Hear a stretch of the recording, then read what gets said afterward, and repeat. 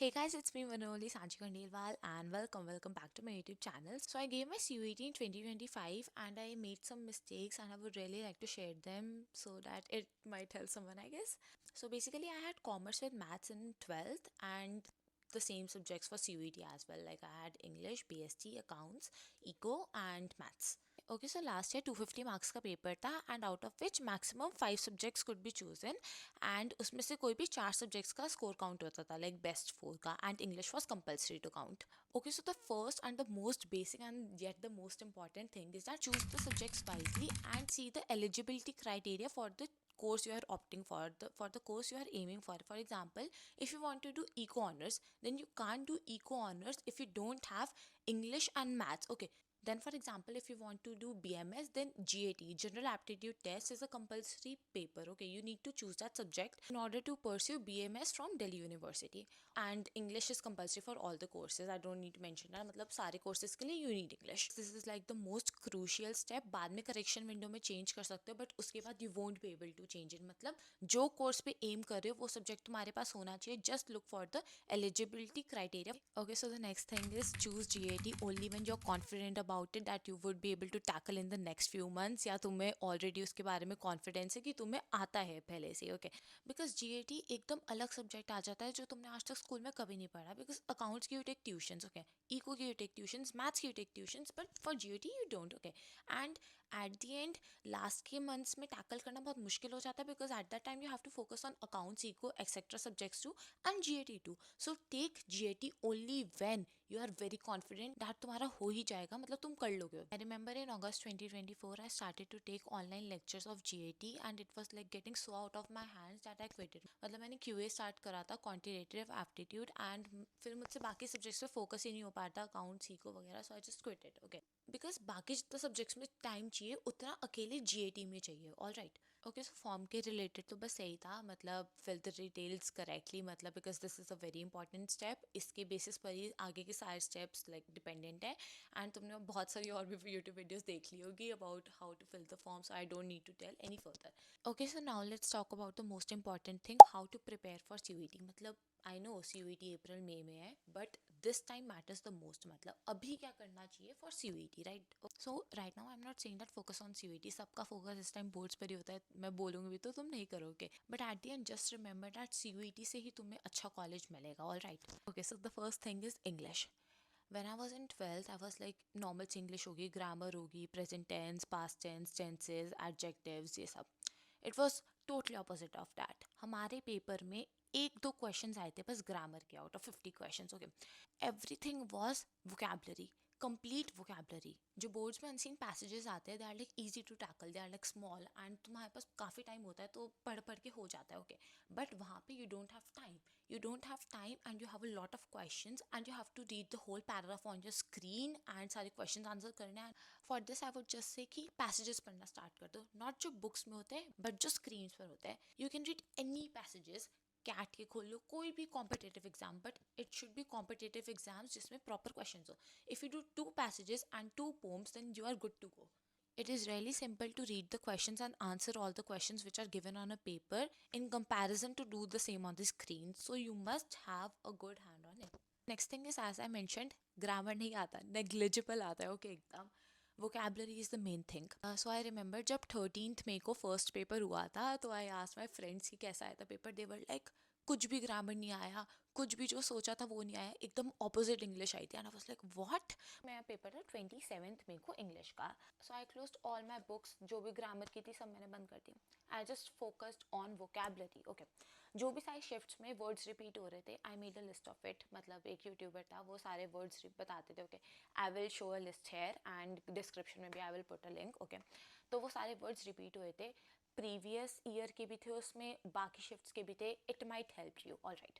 So it was like so difficult to grab so many words in such a small span of time. I just have 3 tips. First tip is that ये जो सारे words यहाँ पे है उनको रोज पढ़ो. मतलब just give it like 15 minutes, maximum 10 to 15 minutes लगेंगे. सुबह उठते ही या दिन में कभी भी पढ़ लोगे. You will like start remembering those words and it will like help you a lot. Then the second tip is that this book is a compulsion. This book is the compulsion. I'm not saying that पूरी book पढ़नी है. There are like just 7 sessions, मैंने last के बस 5 दिनों में करे थे, and trust me it helped me the most.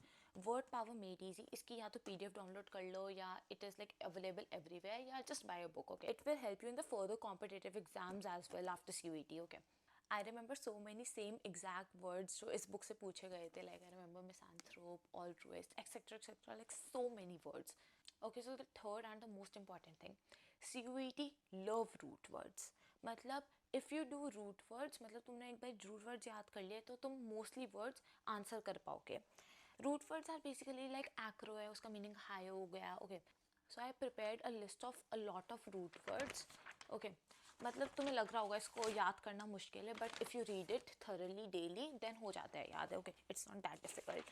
So if you want the list of root words to then I can share. मतलब इस लिस्ट को प्रिपेयर करने में मुझे बहुत ज़्यादा टाइम और एफर्ट्स लगे थे. Like I remember I use to watch a lot of YouTube videos just so that I could get a list of proper root words. मतलब तो ये सारे यूट्यूब चैनल से कंबाइन करके. Okay, so if you think that English and के months में हो जाएगा देन नो. ओके, मतलब ये 12th वाली इंग्लिश नहीं है कि मतलब लिटरेचर है, इसमें everything is vocabulary based, passages है मतलब. So you need time. English is a subject that counts here. So I'm just telling those tips जो अभी बोर्ड के साथ साथ पॉसिबल है, because if I say focus on CUET then that is not possible, because अभी सबका majorly focus boards पर होता है. So just focus on boards. I'm not saying that CUET पर focus करो, but do something side by side that will make your CUET valuable. The next step is that कोई भी best 4 subjects select होते हैं, right? And English is compulsory. So let's say for example if you're aiming for eco honors, so then maths and English are compulsory, all right? तो तुम्हारे पास let's say अभी भी 3 subjects बचे. Okay, eco, accounts and BST. Don't just focus on the 2 subjects, क्योंकि you are just thinking कि best 4 ही तो select होने हैं, तो एक सब्जेक्ट अगर मैं छोड़ दूंगी तो फर्क नहीं पड़ता. But it does matter. I don't want to scare you, but for example let's say if you are very confident about accounts and exam centre में जाके थोड़ा सा भी कुछ भी इधर उधर हो जाता है, देन तुम बहुत ज़्यादा परेशान हो जाओगी कि अब मैं क्या करूँगा, because you haven't prepare for the 5th subject and now you can do anything. Okay, the same I did and I really regretted that thing. Just watch my video, मैंने पोस्ट करी थी फ्रॉम माई पॉपुलर वाले section में CUET के time पे, like what happened with me because I didn't take economics seriously and मैंने बस 4 subjects पे अपना रिजल्ट छोड़ दिया था. सो या, बिकॉज मेरा मैथ्स का पेपर पूरा रुइन हो चुका था because of NTA. You don't know what might happen, it is like very uncertain. जिस सब्जेक्ट के लिए तुम बहुत ज़्यादा कॉन्फिडेंट हो उसके साथ कुछ भी हो सकता है, all right? Because first of all it is NTA, बहुत ज़्यादा मिसमैनेजमेंट होता है, एंड देन सेकेंडली अगर तुम्हें कोई क्वेश्चंस नहीं आते होंगे then so just prepare for all the 5 subjects. मतलब जस्ट डोंट थिंक कि तुम्हें बस 4 के लिए प्रिपेयर करना है, all right? If you have chosen maths as your domain in CUET, then there are a few things that you need to keep in your mind. So maths के लिए time management is the most important thing in CUET as well as boards. If you are doing exemplar and NCERT, then you are good to go. मतलब you are sorted, totally sorted. Okay, so while preparing, there are some questions in NCERT and especially in exemplar. MCQ kind of questions होते हैं, ठीक है?